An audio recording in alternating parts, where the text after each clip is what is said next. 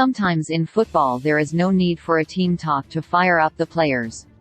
Occasionally the other team have already done the job for you, and that was the case for Sir Alex Ferguson on this day 28 years ago.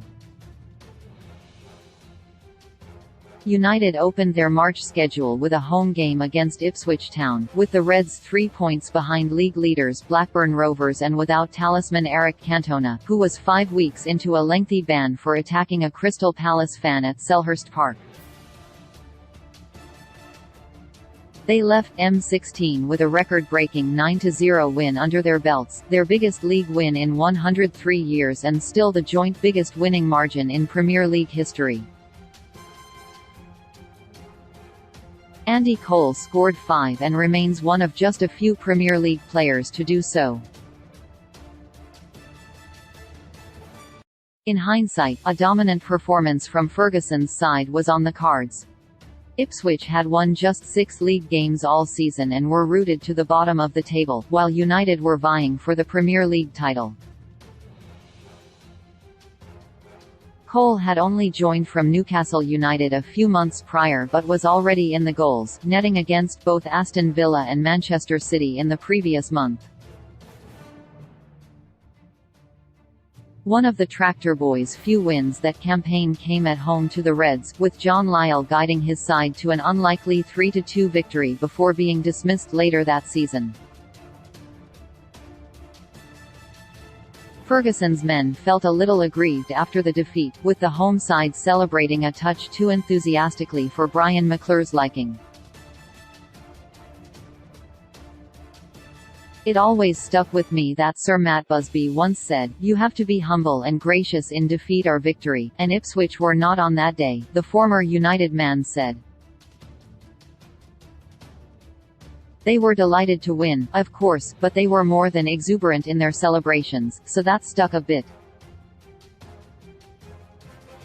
That defeat and the Ipswich celebrations that followed stuck in United minds, and the Reds had their chance to exact revenge the following March.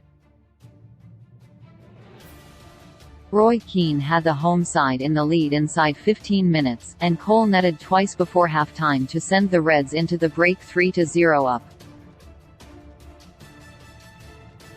No doubt with the celebrations at Portman Road still fresh in the mind of many, Ferguson instructed his players to be ruthless in the second half and they complied.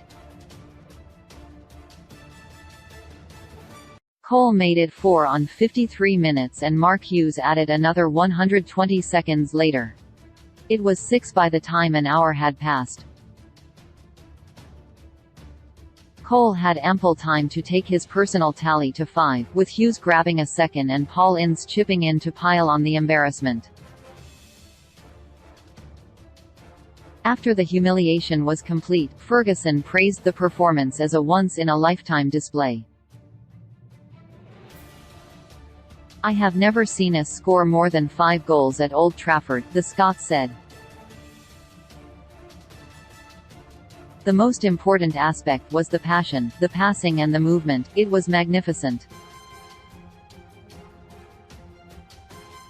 This is the kind of performance you always dream about but only happens once in a lifetime. We were ruthless," McClure said of the result after the final whistle. 9 could have been 10 or 11. "We never stopped, we just kept going. We were never satisfied. They'd been smug about beating us over there, but it wasn't a case of we're going to humiliate you and grind you into dust, it was just we're going to score as many as we can and keep going until it's over. That's just the Manchester United way. It's never over." Journalist Michael Crick later wrote that Ferguson was praying his side wouldn't make it 10 for fear of opposite manager and fellow countryman George Burley, who refused to speak to the press after the game. The thumping win chipped away at Blackburn's goal difference advantage, but a 1-0 win for Rovers kept them top, with Kenny Dalglish dismissing the emphatic win, saying, "You get 3 points whether you win 9-0 or 1-0.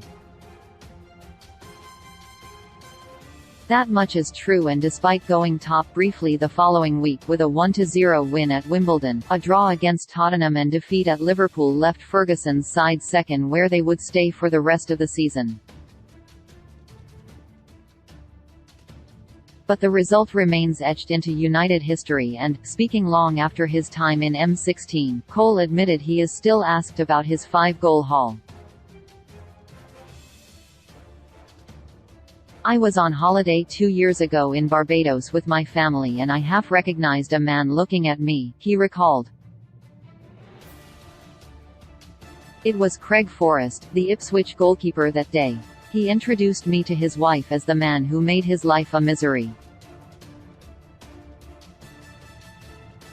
He was a nice lad, but a striker has to do what he has to do.